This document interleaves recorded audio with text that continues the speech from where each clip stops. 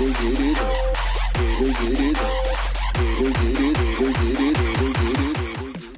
நண்பர்களே, நான் உங்கள் கிரிதர்.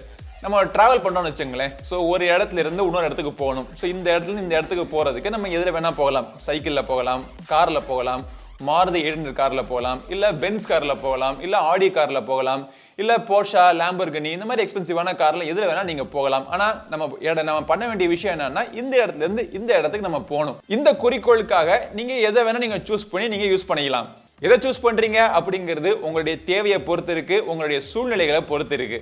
இப்போ எதுக்கு இந்த உதாரணத்தை சொல்கிறேன் அப்படின்னா, இதே விஷயங்கள் தான் எல்லா இண்டஸ்ட்ரிக்கும், எல்லா பொருட்கள், கன்சியூமர் வாங்கக்கூடிய எல்லா பொருட்களுக்கும் பொருந்தும். மொபைல் ஃபோனாக இருக்கட்டும், ஒரு கால் பேசணும் அப்படின்னா நோக்கியா 1100 கூட கால் பேசிக்கலாம், இல்லை ஐஃபோன் வாங்கி கூட கால் பேசிக்கலாம்.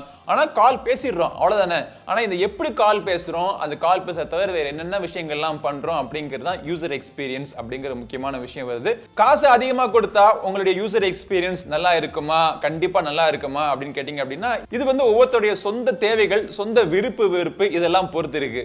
உங்களுடைய தேவை என்ன, உங்களுடைய விருப்பு வெறுப்பு என்ன அப்படின்னு தெரிஞ்சுக்கிட்டு செயல்பட வேண்டியது முக்கியமான விஷயம்.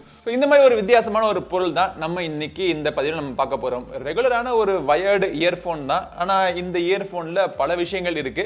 இந்த இயர்போனுடைய கம்பெனி பிராண்ட் பாத்தீங்கன்னா ஷோர் அப்படின்னு சொல்லக்கூடிய ஒரு பிராண்ட்.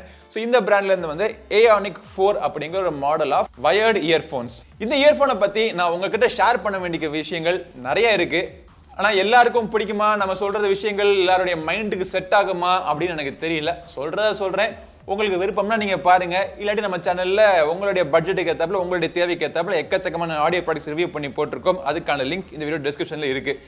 இந்த ஏயானிக் 4 பாக்ஸ் பேக்கேஜிங் இந்த மாதிரி ஒரு வித்தியாசமான பர்த்டே கேக்கோடைய வடிவத்தில் இருக்கு. இந்த பாக்ஸை நம்ம திறந்தோம் அப்படின்னா, இந்த பாக்ஸுக்குள்ள இந்த இயர்போன்ஸ் தவிர யூசர் மேனுவல்ஸ் வேற கொடுத்துருக்காங்க. ஒரு வயர்டு இயர்போன்ஸுக்கு எதுக்கு யூசர் மேனுவல் எனக்கு புரியல.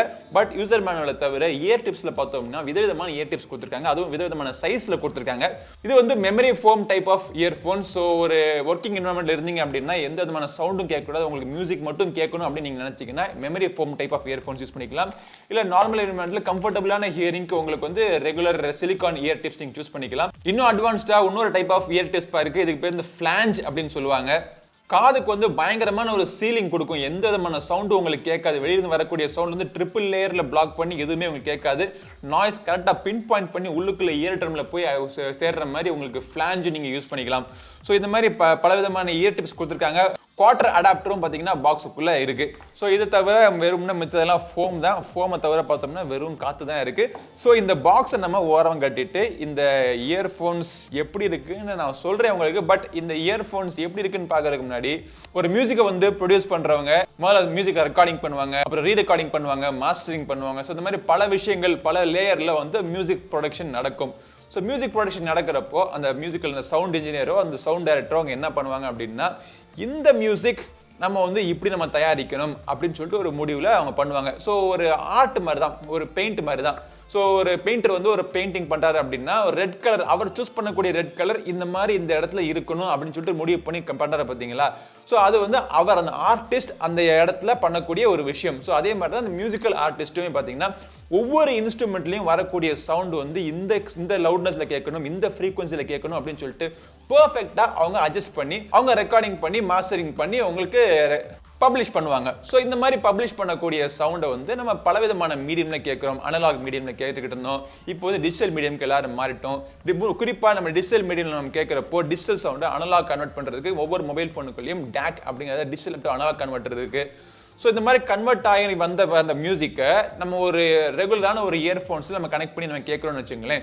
அந்த இயர்ஃபோன்ஸ்க்கும் ஒரு சவுண்ட் சிக்னேச்சர் உண்டு. அந்த இயர்ஃபோனோட சவுண்ட் சிக்னேச்சர் என்ன பண்ணணும்னா, கம்ப்ளீட்டா அந்த ரெக்கார்டட் சவுண்ட் வந்து பொல்யூட் பண்ணி விட்டுரும். பொல்யூட் பண்ணி அதோடைய சவுண்ட் சிக்னேச்சரை ஓவர்வெல்மிங்கா உங்களுக்கு கேட்க வைக்கும். அதாவது எப்படின்னா, பேஸ் வந்து எக்ஸ்ட்ரா பேஸ் தேவையில்லாத இடத்துல பேஸை வந்து பூஸ்ட் பண்ணி காமிக்கிறது, அதே மாதிரி வாய்ஸை வந்து கம்மி பண்ணி கேட்டுறது, அப்புறம் பலவிதமான இன்ஸ்ட்ருமெண்ட்ல எக்கச்சக்கமான ஃப்ரீக்வன்சிலாம் இருக்கும். அந்த ஃப்ரீக்வன்சிலாம் தேவையில்லாம அதுவே கட் பண்ணி விட்டுட்டு ஒரு சில ஃப்ரீக்வன்சி அதுக்கு அந்த இயர்ஃபோன்ஸ்னால என்ன முடியுமோ அந்த ஃப்ரீக்வன்சி மட்டும் உங்களுக்கு கேட்குற மாதிரி உங்களுக்கு கொடுக்கும். இந்த மாதிரி ஒரு பொல்யூட்டட் மியூசிக் கேட்கறது ஆக்சுவலாக தப்பு கிடையாது. உங்களுடைய வெறுப்பு பொறுத்து இருக்கு. உங்களுக்கு அதிகமான பேஸ் பிடிக்கும் அப்படின்னா நீங்க பேஸ் கேட்கலாம். இதுல வந்து ஒவ்வொருத்தருடைய வெறுப்பு தான். இதுதான் கரெக்ட், இதுதான் தப்பு அப்படின்னு இந்த சவுண்ட் இண்டஸ்ட்ரியில கிடையாது. ஆனா இப்போ ஒரு போட்டோகிராஃப் பெயிண்டர் சொன்னேன் பாத்தீங்களா, உதாரணத்துக்கு அவர் வந்து ரெட் கலர்ல பெயிண்ட் பண்றாரு. அதை வந்து நம்ம போட்டோ கேமரா வச்சு நம்ம போட்டோ எடுத்து பார்த்த உடனே இது ரெட் கலர் மாதிரி இல்லையே, ஆரஞ்சு கலரோ பிங்க் கலரோ மாதிரி இருக்கே அப்படின்னு உங்களுக்கு தோணும் பாத்தீங்களா. ஓவர் சேச்சுரேஷன் அப்படிம்போம், இல்லை வந்து கலருடைய வைப்ரன்சி சரியில்லை அப்படிம்போம். அதே உதாரணம் தான் மியூசிக்லேயும் பார்த்தீங்கன்னா, ஒவ்வொரு மியூசிக்லேயும் ஒவ்வொரு ஃப்ரீக்வன்சி ஒவ்வொரு மாதிரி இருக்கும். ஸோ அந்த ஃப்ரீக்வன்சி நீங்கள் எண்ட் பாயிண்ட்ல அவுட்புட்டில் நீங்கள் கேட்குறப்போ வேற மாதிரி வந்துச்சு அப்படின்னா அந்த மியூசிக்கு நீங்கள் பண்ணக்கூடிய ஒரு நியாயமாக இருக்காது. உதாரணத்துக்கு ஸோ என்னுடைய கலெக்ஷன், என்னுடைய பழங்காலத்து கலெக்ஷன், இது ஒரு வயசே பார்த்தீங்கன்னா கிட்டத்தட்ட 50 வயசு இருக்கும். ஸோ எம்எஸ் அம்மா அவங்களுடைய கலெக்ஷன், அவங்களுடைய இது வந்து லைவ் கான்சர்ட், கார்னகி ஹாலில் வந்து லைவ் கான்சர்ட்டை ரெக்கார்ட் பண்ணது.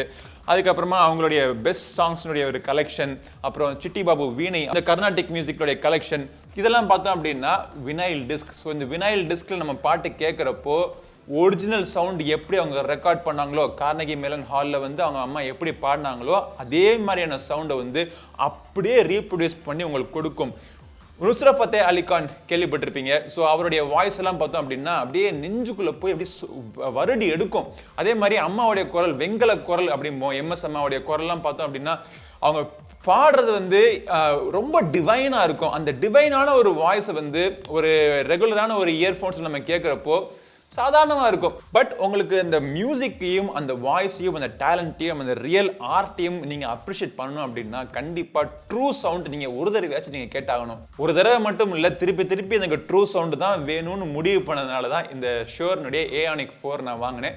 ஸோ இந்த ஏஆனிக் 4னுடைய டெக்னிக்கல் இன்ஃபர்மேஷன் என்ன அப்படின்னு பார்த்தோம் அப்படின்னா, இதோடைய சவுண்ட் ஃப்ரீக்வன்சி, இதோடைய wide band of sound frequency இருக்குல்ல, 20 ஹெர்ட்ஸ்ல இருந்து 19 கிலோ ஹெர்ட்ஸ் வரைக்கும் இதோட சவுண்ட் வந்து ரீப்ரொடியூஸ் பண்ணும். அப்படி ரீப்ரொடியூஸ் பண்றப்போ அதோடைய சென்சிட்டிவிட்டி எப்படி இருக்கும் அப்படின்னா 106 டெசிபல் வரைக்கும் சென்சிட்டிவான சவுண்ட் உங்களுக்கு கொடுக்கும். பிளஸ் இதோடைய இம்பிடன்ஸ் 7 ஓம்ஸ்க்கான இம்பிடன்ஸ் இருக்கு. ஸோ ரொம்ப ஒரு சென்சிட்டிவான ஒரு இயர்ஃபோன்ஸ். இந்த இயர்ஃபோன் வந்து ஒரு dual driver hybrid earphone, dynamic driver மற்றும் பேலன்ஸ் ஆர்மேச்சருடைய காம்பினேஷன் கொடுத்துருக்காங்க. இந்த இரண்டையும் சேர்த்து உங்களுக்கு மியூசிக் வெளியே வர்றப்போ ஒன்னுடைய ஃப்ரீக்வன்சி இன்னொன்னுடைய போய் அதை டேமேஜ் பண்ணாம அதோடைய அமுக்காம இருக்கிறதுக்காக சவுண்ட் ஐசோலேஷன் டெக்னாலஜி இந்த இயர்ஃபோன்ல உங்களுக்கு இருக்கு. ஃப்ரீக்வன்சி செப்பரேஷன், சவுண்ட் ஐசோலேஷன், இது இரண்டு தான் இந்த இயர்ஃபோன்ஸுக்கு முக்கியமான விஷயம். பேஸ் இதில் இருக்குமான்னு கேட்டிங்க அப்படின்னா கண்டிப்பா இருக்கும். பேஸ் எப்படி இருக்கும் அப்படின்னா ரொம்ப ஒரு வார்மான ஒரு பேஸ், எதமா இருக்கும். அந்த சவுண்டை நீங்க பாட்டை நீங்க கேட்கிறப்போ எவ்வளவு நேரம் வேணா நீங்க கேட்கலாம். அதிகமான பேஸ்ல நீங்க பாட்டு கேட்டுட்டு இருந்தீங்க அப்படின்னா ஒரு குறிப்பிட்ட நேரத்துக்கு அப்புறம் அந்த லைட்டை தலைவலி வர ஆரம்பிச்சிடும், தொடர்ந்து கேட்க முடியாது. ஆனா இந்த இயர்ஃபோன்ஸ்ல நீங்க அதே பாட்டை நீங்க கேட்டாலுமே ரொம்ப நேரம் நீங்க கேட்கலாம். ஒரு வார்மான ஒரு பேஸ், ரொம்ப ஒரு இதமான எக்ஸ்பீரியன்ஸ் உங்களுக்கு கிடைக்கும். ஸோ ஒரு ட்ரூ சவுண்ட், ஒரு சவுண்ட் எப்படி ரெக்கார்ட் பண்ணாங்களோ அந்த ரெக்கார்டட் சவுண்ட் உங்களுக்கு எந்த விதமான ஒரு பாதிப்பும் இல்லாம அப்படியே உங்களுக்கு காதில் கேட்குற மாதிரி உங்களுக்கு எக்ஸ்பீரியன்ஸ் உங்களுக்கு வேணும் அப்படின்னா நீங்களும் இந்த ஷோர் ஏஆனிக் 4 நீங்கள் வாங்கலாம். இது 2 கலரில் அவைலபிளாக இருக்குது. நான் சூஸ் பண்ணது வந்து white colour. So white colour மற்றும் பிளாக் கலரில் அவைலபிளாக இருக்குது. இந்த சைடில் பார்த்தோம் அப்படின்னா டிரான்ஸ்பரண்ட்டாக நீங்களே பார்க்கலாம் அதில் என்னென்ன டிரைவர்ஸ் இருக்குது அப்படின்னு சொல்லிட்டு பார்க்கலாம், எப்படிலாம் பண்ணியிருக்காங்க அப்படிங்கிறத பார்க்கலாம். இன்னொரு முக்கியமான விஷயம் என்னன்னா இந்த பிளக்கை வந்து ரிமூவ் பண்ணிக்கலாம். நீங்கள் ரிமூவ் பண்ணிட்டு தனியாக இந்த ஹெட்டை மட்டும் இதுலேயே வந்து ஷியோரில் வந்து ப்ளூடூத் கேப்பபிலிட்டிலாம் கொடுத்துருக்காங்க. ஸோ அந்த ஒரு எக்ஸ்ட்ரா கேஜெட் வாங்கி அதோட நீங்கள் கனெக்ட் பண்ணி இதை வந்து ப்ளூடூத் இயர்ஃபோன்ஸாக நீங்கள் யூஸ் பண்ணணும்னு வச்சிங்கன்னா கூட யூஸ் பண்ணிக்கலாம். இதில் மைக் இருக்கு. ஸோ மைக்கில் நீங்கள் பேசிக்கலாம். ப்ளஸ் இதில் வந்து control centre 3 button control centre கொடுத்துருக்காங்க. சென்டரில் வந்து கால் அட்டன் பண்ணுறதுக்கு, காலை கட் பண்ணுறதுக்கு, பாட்டை பாஸ் பண்ணுறதுக்கு, ப்ளே பண்ணுறதுக்கு, வால்யூம் இன்க்ரீஸ் பண்ணுறதுக்கு, நெக்ஸ்ட் பாட்டுக்கு போகிறதுக்குலாம் எல்லாத்துக்குமே போதிய கண்ட்ரோல்ஸும் கொடுத்துருக்காங்க. காதில் எப்படி வேர் பண்ணுறது அப்படின்னா ஒரு வித்தியாசமான ஒரு டிசைன் ஷேப்பில் இது பண்ணியிருக்காங்க. ஃபர்ஸ்ட் வந்து வயர் இந்த மாதிரி மேலே போகணும். அதுக்கப்புறமா இந்த இடத்துல நீங்கள் வச்சு நீங்கள் ஃபிட் பண்ணிட்டீங்க அப்படின்னா ரொம்ப கம்ஃபர்டபுளாக இருக்கும். எவ்வளோ நேரம் வேணால் நீங்கள் இதில் காதில் போட்டு நீங்கள் பாட்டு கேட்டுகிட்டே இருக்கலாம். இது ஆடியோ பிரியர்கள், ஆடியோ ஃபைல்ஸ் இவங்களுக்கு மட்டுமே கிடையாது. சவுண்ட் இன்ஜினியர்ஸ், மியூசிக்கல் ரெக்கார்டிங் பண்ணுறவங்க, அப்புறம் மியூசிக் டைரக்டர்ஸ், இவங்க எல்லாரும் மத்தியிலையும் இந்த ஷோர் கம்பெனி வந்து ரொம்ப ஒரு பேர் போன கம்பெனி. ஸோ என்ன மாதிரி நீங்களும் ஒரு ரா மியூசிக் பிரியராக இருந்தீங்க அப்படின்னா இந்த இயர்ஃபோன் ஷோர்னுடைய ஏஆனிக் 4 நீங்கள் வாங்கலாம். இதோடைய விலை பார்த்தோம் அப்படின்னா 25,000 ரூபா. சராசரியாக நீங்கள் வாங்கக்கூடிய மொபைல் ஃபோன் விலைக்கு இருக்கா, அதுவும் ஒரு வயர்டு இயர்ஃபோன்ஸ் கேட்குறப்போ உங்களுக்கு இவ்வளவு காஸ்ட்லியாக தெரியலாம். பட் சில பேருக்கு இதோடைய அவசியம், இதோடைய தேவை இருக்கும்.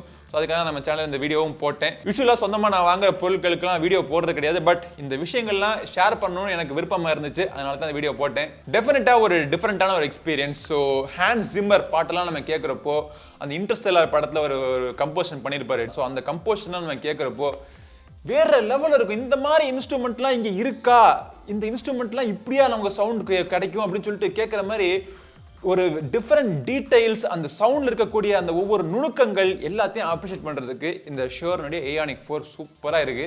இதை நீங்க வாங்குறீங்களோ இல்லையோ அது வேற விஷயம். பட் என்னுடைய எக்ஸ்பீரியன்ஸை நான் ஷேர் பண்றதுக்காக தான் இந்த வீடியோ நான் பப்ளிஷ் பண்றேன். ஸோ இந்த பதிவு உங்களுக்கு இன்ட்ரெஸ்டிங்காக அமைஞ்சிச்சு அப்படின்னா லைக் பண்ணுங்க. இது ஓவர் பட்ஜெட், என்னுடைய பட்ஜெட்டுக்கு ஒரு இயர்ஃபோன் சொல்லு அப்படின்னா எல்லா பட்ஜெட்லயும் நம்மளுடைய சேனல்ல இயர்ஃபோன்ஸ்க்கான ரிவ்யூஸ் நம்ம போட்டிருக்கோம். ஸோ அந்த பிளேலிஸ்ட்கான லிங்க் இந்த வீடியோட டிஸ்கிரிப்ஷன்ல இருக்கு. அதை கிளிக் பண்ணி நீங்க கேட்டுக்கலாம். உங்களுக்கு தேவையான நீங்க வாங்கிக்கலாம். அடுத்த பதிவு உங்களை மீண்டும் சந்திக்கும் மாதிரி உங்களிடம் இந்த விடைபெறுவது உங்கள் நண்பன் கிரிதர். வாழ்க தமிழ், வளர்க பாரதம். நன்றி.